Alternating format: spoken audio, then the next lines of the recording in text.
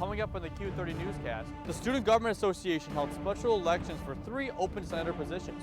Find out the election results. The Recreational Wellness Center had its grand opening on Friday. See the new features that are available.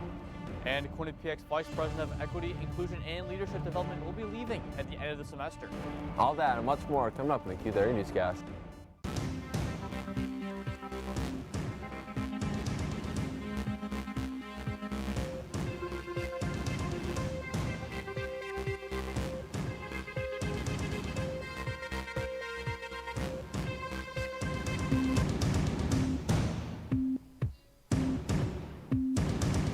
Welcome back to the first newscast of the 2023 spring semester. I am Keith Savage. And I'm Gage Kilborn. After a long break, it's good to be back, Keith, so let's not waste another second and jump right into the news. Just in tonight, Quinnipiac Student Government Association held special elections for 3 Senate positions earlier today. Q30's own Samantha Pirelli has more on the results of today's election. Thank you, Keith and Gage. I'm at the special elections for the Student Government Association. 2 new senators were just elected. Let's take a look at the results. Abdullah Fareed will serve as the new senior senator, and Thea Caggiolari will serve as the new health, wellness, and accessibility senator. The commuter senator position still remains open. The 2 candidates talked to Q30 about their plans as they step into their new role.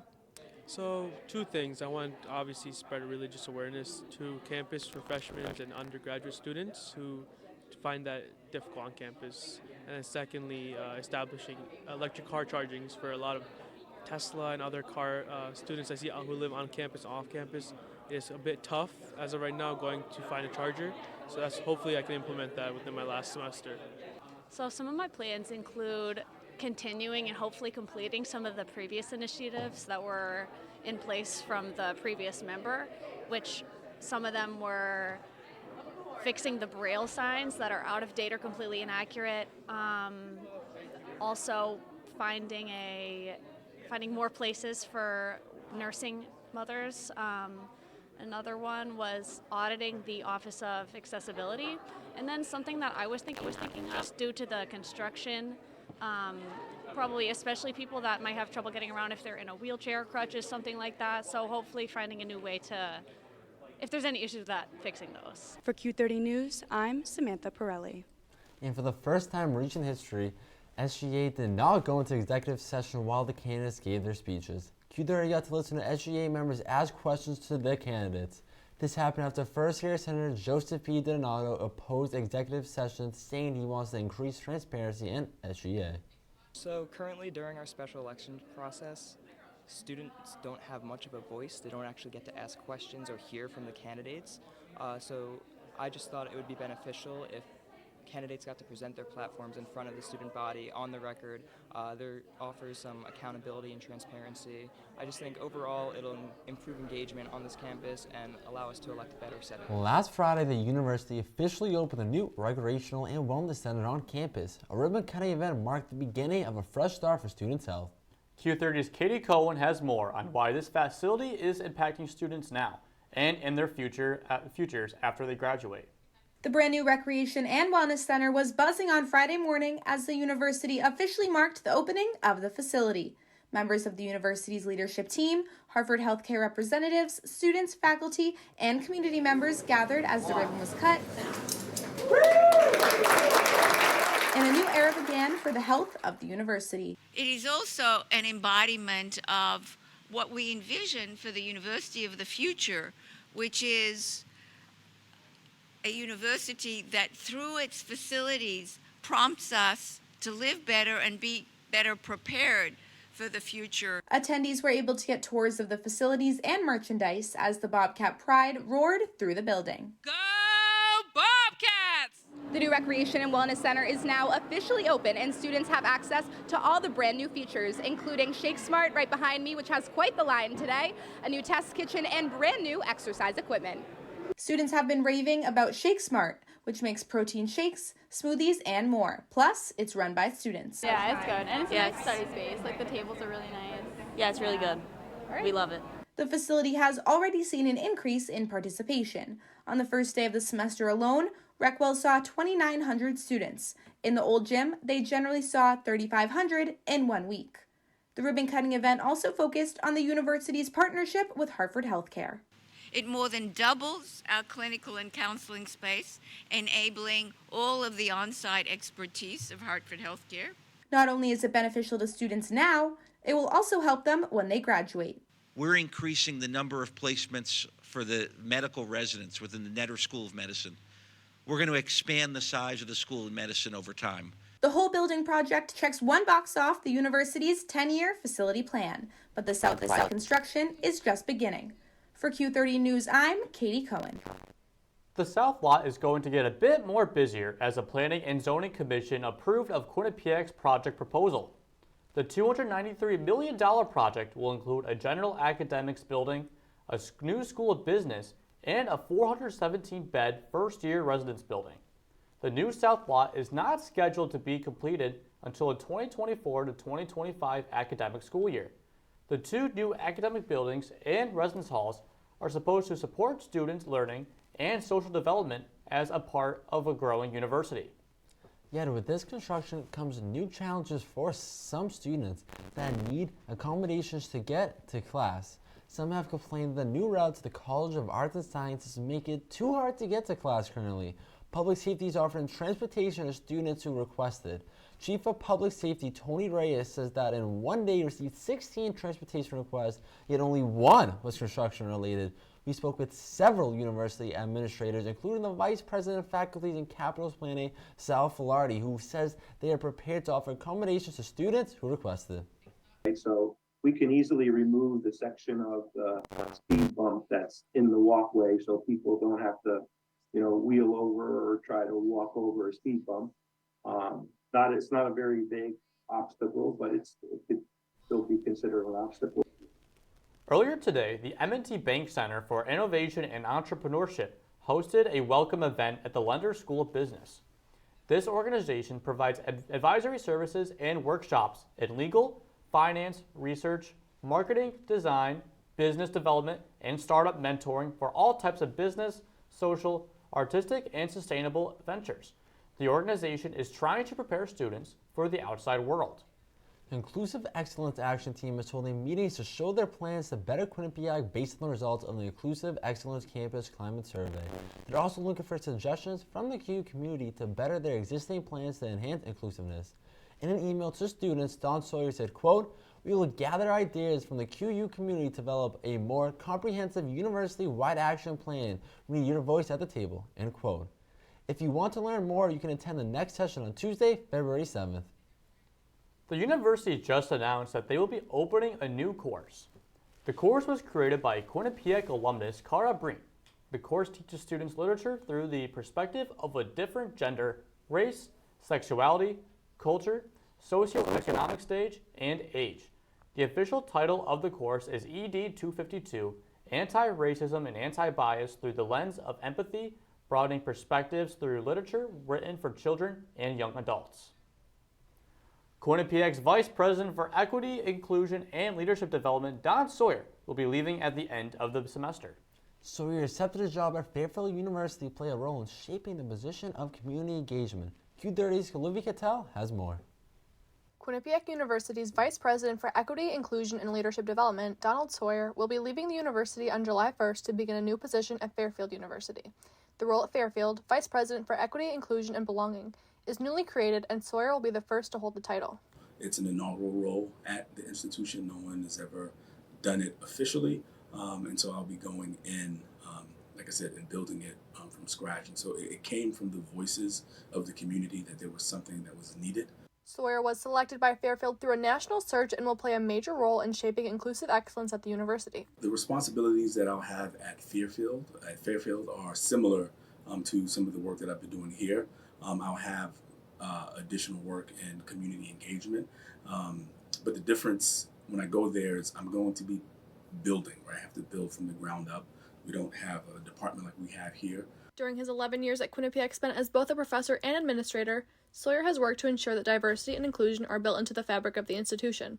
From his work on the 10-point plan for racial justice all the way to supporting and giving platforms to students to discuss important issues. If I'm honest with myself, I think there are a lot of things that we have accomplished over the years here, whether it was when I was a faculty member or even, in this role. that I can look back and say that I believe that the institution has become a better place as a result of some of the work that I've done in partnership with members of this community. Going forward, Associate Provost Kalila Brown Dean will be leading the search to fill Sawyer's position and continue the work he has started. I've always believed in, two things: do good work and treat people well. And I don't think you can go wrong if you do that. And that's something that I've tried to do here. I'm sure I've had some hiccups and missteps, but all in all, I tried to do good work, treat people well, and just really be grateful for the community that I was able to build here. For Q30 News, I'm Olivia Cattell. The Title IX office will be saying goodbye to Dennis Quarteng as Title IX coordinator. Quarteng will be stepping down at the end of this month. The university already has Sarah Hellier planned to fill in as interim coordinator for the remainder of the semester. Quarteng has helped transform various university policies on campus while shedding light on the Title IX matter as a whole. On Monday, Harvard Healthcare announced that Dr. Christine Chu is the Director of Counseling Services for the Campus Care Program at Quinnipiac. In her new role, she will supervise the daily operations and partners with Quinnipiac Associate Dean of Student Affairs for Health and Wellness to promote psychological well-being across campus.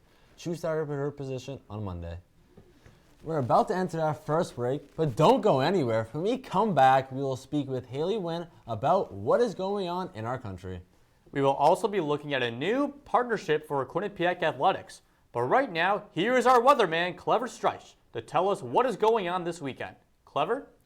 Thank you so much, Gage and Keith. And Gage, I have to say the tie looks really nice. Let's take a look at our upcoming 3 days in weather. Starting on today's weather, we have a high of 37 and a low of 21, partly cloudy. Same thing tomorrow. We got a high of 39 and a low of 21 with another partly cloudy day. And then the temperature will drop considerably on Friday with a low of 27, with a high of 27, and a low of -6. So bundle up, folks. We're in for a tough start to the weekend, but we'll head now to the break. We'll be right back with even more on the Q30 Newscast.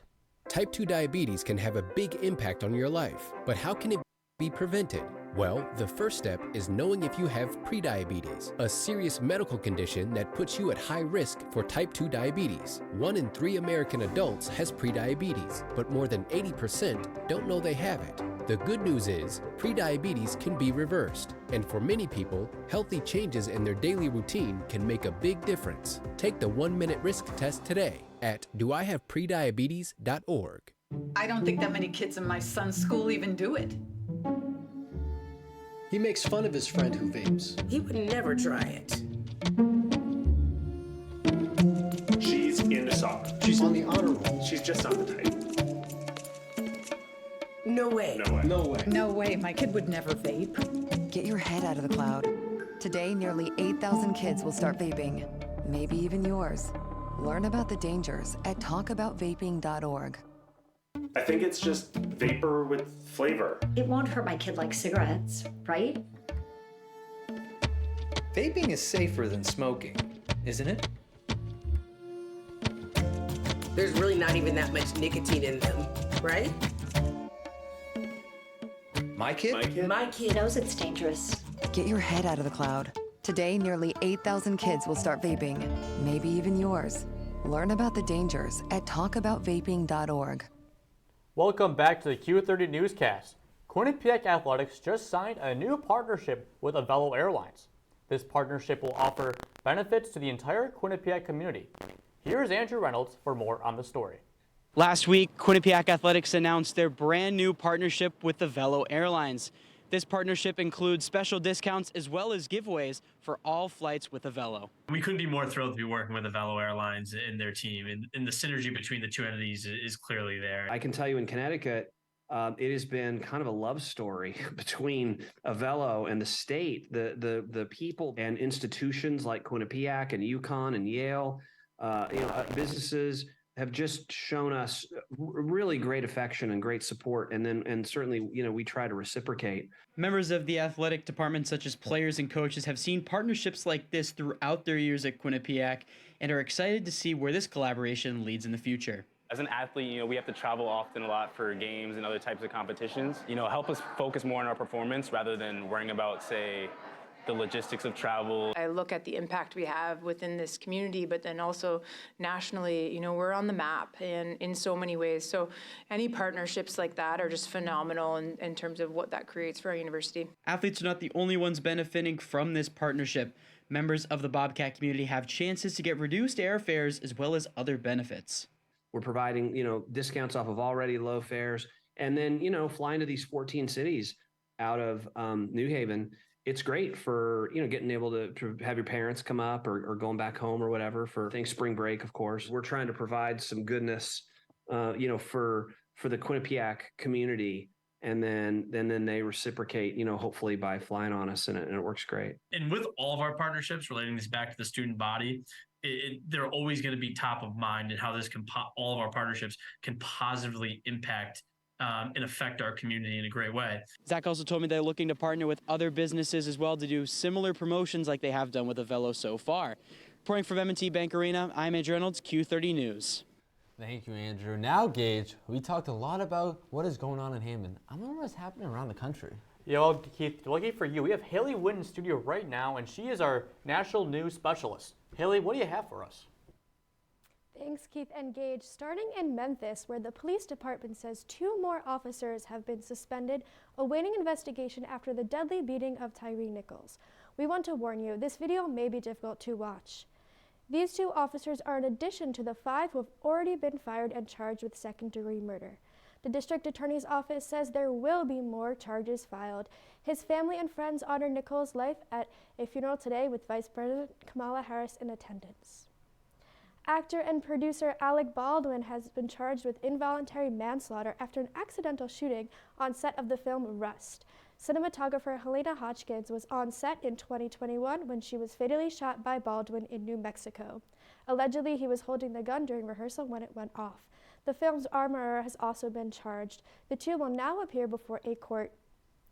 On a lighter note, a squirrel monkey exhibit has been tampered with, leaving a zoo with 12 less monkeys. Zooziana, a zoo in Louisiana, was broken into on January 27th. According to the zoo, the monkeys left behind were taken to a nearby vet and checked out. They all seem to be okay. This is not the first we are hearing about zoo break-ins. Only 24 hours before, Dallas Zoo had 2 Tamarian monkeys taken. That's all I have for national news. Back to you guys at the desk. Thank you, Haley. We are about to enter our second break of the night, but don't go anywhere. When we come back, Clever Stripes will be giving us the 7-day forecast. As well as Mason Law will give into us the latest scoop of politics when we come back. Meet the scan. A simple procedure whose mission is to detect lung cancer early.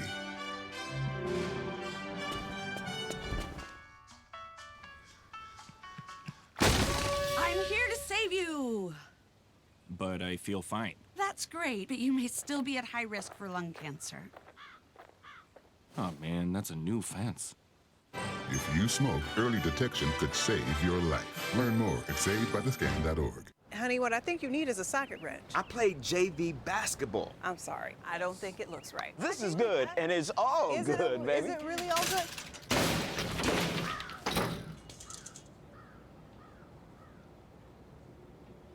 If you love me enough to routinely test your handyman skills, not to mention the strength of your marriage, then of course you'll visit nhtsa.gov/therightseat to make sure I'm in the right car seat. I'm gonna call my dad. Maybe you can make retirement happen. After all, you made home ownership happen. Homeschooling yourself on loans, beefing up your credit score. So I'm pre-approved. You were like, yes! Sorry. Color coding listings, ticking boxes, and flushing every toilet in a 20-mile radius.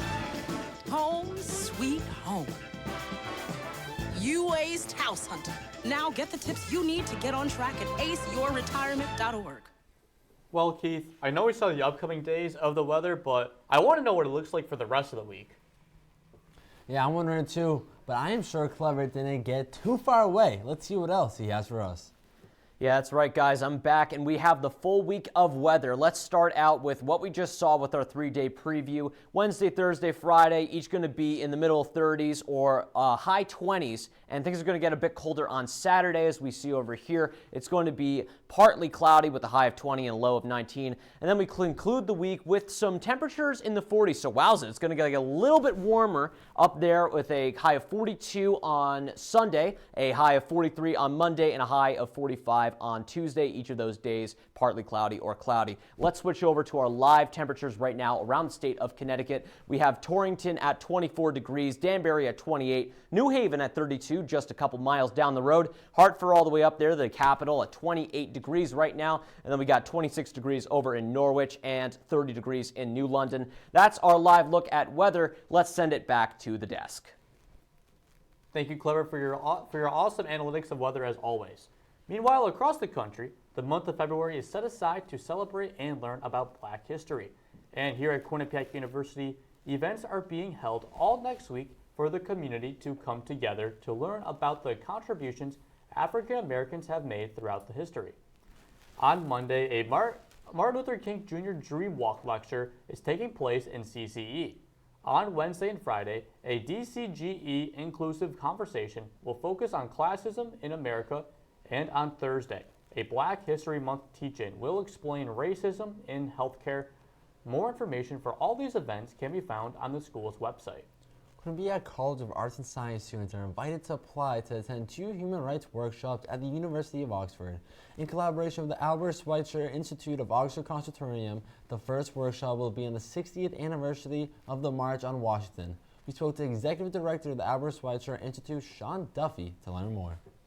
One of the things that I think we're always trying to do at Quinnipiac is bridge that sort of scholarly approach to things with the actual doing of things. It's a deep dive with deeply passionate people who are interested in this area. And so what we hope is that students come back energized, motivated, but also come back with connection. Politics seems to be a never-ending discussion. I agree. Fortunately for us, we have Mason Glod in studio to give us the latest on donkeys, elephants, and everything in between. Mason? Thank you, Keith and Gage. Politics has not stopped over the break, so let's jump right into it. Republican Representative George Santos announced yesterday that he will temporarily recuse himself from congressional committees. The announcement comes after weeks of controversy, with Santos admitting to lying about parts of his resume and past experiences. Since Santos has faced multiple investigations and calls from party members to resign. Santos reportedly met with Speaker Kevin McCarthy Monday night to discuss his decision and to plan a path forward. Now Santos plans to work to clear up his image before resuming his congressional work. Next, it has been revealed that former President Donald Trump's leaders of his super PAC met in December to discuss plans for the 2024 race. The group reportedly discussed polling numbers, legal and communications policy, and created a 6-month plan for the race. Additionally, the team discussed a research initiative targeting Ron DeSantis and other possible nominees, including Nikki Haley. The Super PAC plans to travel to early voting states Iowa, New Hampshire, South Carolina, and Nevada to test out attacks against other candidates. The campaign also hopes to set up a headquarters in West Palm Beach, Florida.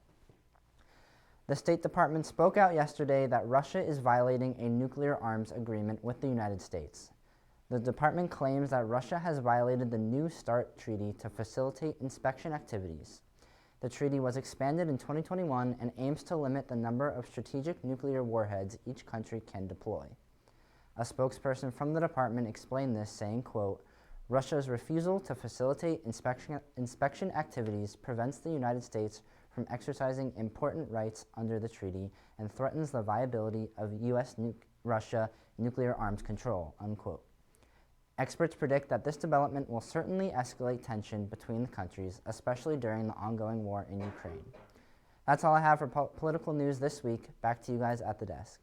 Thank you, Mason. We are about to enter our final break of the evening. But don't go anywhere, as we have James below to talk about all things Quinnipiac sports. See you in 90 seconds.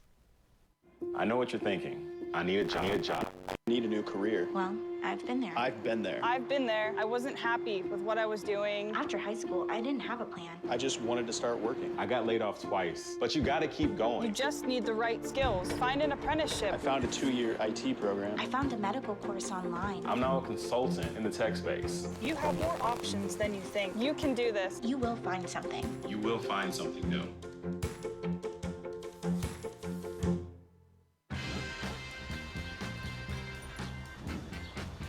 When we adopt a shelter pet, we discover they're a unique mix of all kinds of things. Come on, Jules, spot me on this last one. There it is.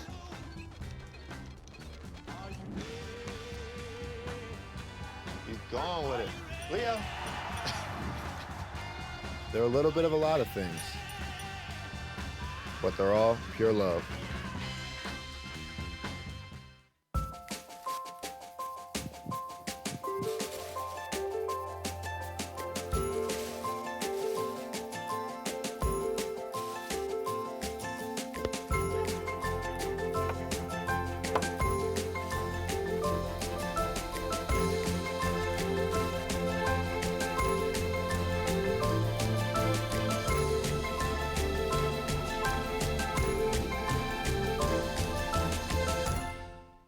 Welcome back for the final stretch of the Q30 Newscast. Yes, now Keith, do you know what I had to start this block with? Gage, how do we start this? Oh, the best thing of all. It's time to talk about sports, as we have James Blano in the studio. James, what do you have for us? Thank you, Keith and Gage. After dropping their previous 2 games at Cornell and Colgate, Quinnipiac men's ice hockey went on to win their 2nd consecutive Connecticut Ice tournament. After a 5-0 rout against Sacred Heart in Game 1, the Bobcats went on to defeat the at the time 12th ranked UConn Huskies by a final score of 4-3. Ethan DeYoung won MVP of the tournament with 3 points in the game against UConn. The Bobcats moved up from number 3 to 2 in the USAHO poll on Monday. On the other side of the ice, women's hockey split their home-and-home series with the Princeton Tigers. But don't let the split fool you. While the Bobcats won the first game in Hamden 4-0, Princeton shocked the hockey world with an 11-3 win at Hobey Baker Rink. After surrendering the most goals in any game in Coach Cass Turner's tenure, the now number 6 ranked Bobcats look to rebound this Friday at Dartmouth. Finally, after being out of action since the start of the season, women's basketball star Mackenzie DeWeese has made a return to the M&T Bank Arena court. Following a brief appearance in the team's game at Manhattan, she scored 7 points with 4 rebounds in her 20 minutes on the floor. The Bobcats look to stay rolling on their 4-game win streak with another key piece back in the lineup. Now back to you guys on the desk. Gage, you know what is better than being on the desk with you? I don't think anything really is, Keith, but let's see what you think. It's looking at the stars and comments, of course. I love astronomy. Yeah, Keith. Well, right now you are really lucky because you may be able to see a green comet up in the sky. It's zipping by Earth the first time in 50,000 years. Take a look at these pictures of the comet. It's about 26.4 million miles from Earth's surface. NASA is observing it from their James Webb Telescope, which can provide clues about the solar system formation. Take a look outside tonight. It will be visible until tomorrow morning. It's just a beautiful thing to see, Gage. What do you think? I think so too. You know, it's rare. We talk about Halley's Comet and all these other comets that go out in our atmosphere, but it's very rare to see a green comet go flying by. Like, that's 50,000 years, once in every 50,000 years. It's crazy. You know what else I like seeing in the sky? What? Shooting star. Shooting stars is nice. always great to see. Have you ever seen one? No, I haven't. I thought I'd seen them a couple of times, so it was just a plane or like a satellite or something, but have you ever seen one? As a kid, I remember seeing one with my grandparents, but that's about it. I haven't seen it often, but it was always a great time. I always remember talking about it with my family. Well, maybe you'll see one down the road, but that is all we have for tonight. We would take the time to thank everyone working hard behind the scenes for making the show possible. For more Q30 News content, go to our website at q30tv.com or follow us on Twitter at Q30 News. And please download our app, now available in the App Store or Google Play. For Gage Kilborn, I'm Keith Savage. Good night, Bobcats.